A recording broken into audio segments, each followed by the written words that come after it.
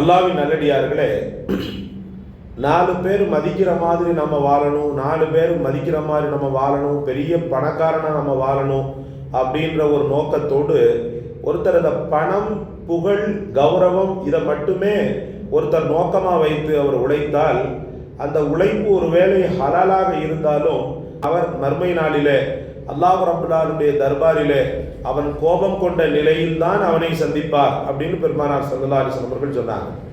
ஏன் இந்த அளவுக்கு அப்படின்னு சொல்லி பார்த்தீங்கன்னு சொன்னால், பணத்தை பெற வேண்டும், கௌரவத்தை பெற வேண்டும், புகழை பெற வேண்டும் என்ற நோக்கத்தோடு ஒருவன் உழைத்தானே ஆனால் அவன்கிட்ட ஆட்டோமேட்டிக்காக தற்பெருமை என்பது குடிகொண்டு விடும், பிறரை மதியாத தன்மை என்பது குடிகொண்டு விடும்.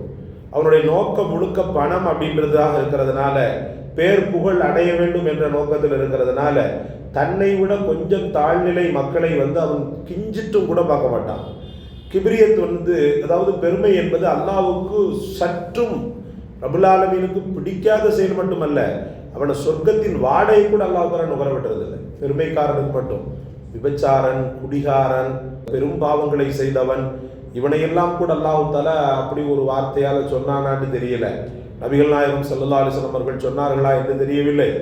ஆனால் பெருமை பிடித்தவனை மட்டும் அல்லாஹ் ரப்பல் ஆலமீன் எந்த அளவுக்குன்னு சொன்னால், ஒருவனுடைய உள்ளத்தில் கடுகளவு பெருமை தன்மை இருந்தாலும், தான் என்ற அகம்பாவம் இருந்தாலும், நலிந்த மக்களை, ஏழ்மை நிலை மக்களை சாதாரணமாக கிள்ளுக்கிறையாக நினைத்தாலும் அவன் சொர்க்கத்தின் வாடையை கூட நுகர முடியாது என்று பெருமானார் ஸல்லல்லாஹு அலைஹி வஸல்லம் சொன்னாங்க.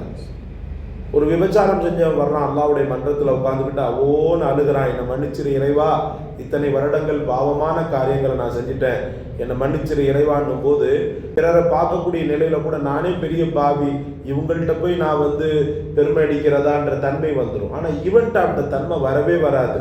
இவனுடைய நோக்கம் முழுக்க இல்லை தான் பணக்காரன் ஆகணும், பேர் புகழ் வாங்கணும் அப்படின்ற நோக்கமே இருக்கிறதுனால தன்னை விட சற்று குறைவான மக்களை கூட தன் பக்கத்தில் விட மாட்டான். சற்று குறைவான மக்கள், ஆக தாழ்நிலை மக்களோட பழகிறது இல்லை, சற்று குறைவான மக்களை கூட தன்னோட நெருங்க விட மாட்டான்.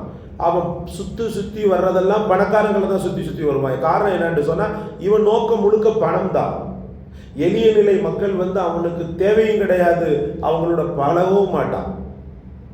பெருமானார் ஸல்லல்லாஹு அலைஹி வஸல்லம் அதனால தான் அல்லாஹ்விடத்தில் இப்படி கேட்டாங்க, இந்த தன்மை வந்துடக்கூடாதுன்றதுனால தான் ரசூலுல்லாஹ் இப்படி சொன்னாங்க, யா அல்லாஹ் என்னை ஏழையாகவே வாழவை.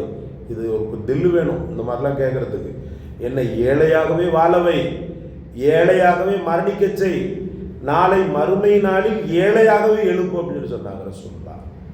ஏழைகளோடே என்னை வாழவே அப்படின்னாங்க. எவ்வளோ பெரிய வார்த்தை அது. நம்ம அப்படி கேட்கறதுக்கு நமக்கு பயமா இருக்கும். ஏழையாகவே வாழவைன்னா யாருமே கேட்க மாட்டோம்.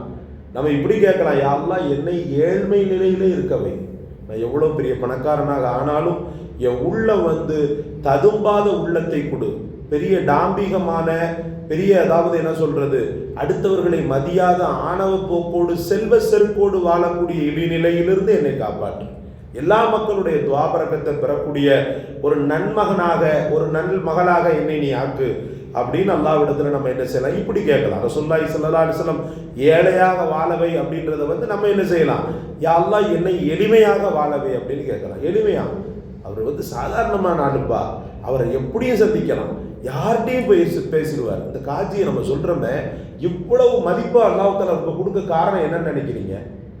நம்முடைய மச்சினன் இந்த சீனிவாச குப்பம், அந்த பட்டினம்பாக்கத்தில் சீனிவாச குப்பம்ன்றது முழுக்க முழுக்க மீனவர்கள் நிறைந்த பகுதி. அந்த பகுதியில் அவரை போய் திருமணத்துக்கு கூப்பிட்டுருக்குறோம். கூப்பிட்டா ஏன்னா அவர் பக்கத்தில் இருக்கிறதுனாலையும் அவங்க குடும்பத்தில் எல்லாருக்கும் நிக்காவுக்கும் அவர் வந்ததுனாலையும் அவரை போய் அழைக்கிறான் நம்முடைய மச்சினை. அழைக்கும் போது இவர் என்ன பண்ணுறாரு, நான் வர்றேன் அப்படின்னு சொல்லிட்டாங்க. சொல்லிட்டு ஆட்டோவில் வர்றாங்க. ஒரு காஜி, ஒரு சீஃப் காஜி, ஒரு அரசாங்க ஒரு என்ன சொல்றது, நாடும் ஊரும் மதிக்கக்கூடிய ஒரு மேன்மகன். அப்படிப்பட்ட ஒரு சூழலில் ஒரு ஆட்டோவில் இறங்கி அந்த சமூக நலத்துக்கூடலாம் நடந்துச்சு நிக்கா. ஒரு ஓரஞ்சாரத்தில் சேரை போட்டு உட்கார்ந்துட்டு இருக்கிறார். நாங்கள் போய் பதறோம், ஹஸ்ரத் அப்படியே வந்துட்டீங்களான்னு சொல்லி கேட்குறோம். வந்துட்டேன் பாய் அப்படின்னு சொல்லிட்டு சொன்னார். சொல்லும்போது எங்களுக்கு அவரை எங்கே உட்கார வைக்கணும்னு கூட தெரியல.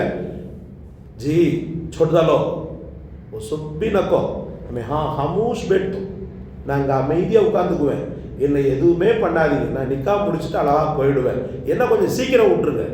இவ்வளோ பெரிய வார்த்தை. இன்னைக்கு எத்தனை கோடான கோடி மக்கள் அவரை இன்னைக்கு புகழ காரணம் சொன்ன எளிமை தான்.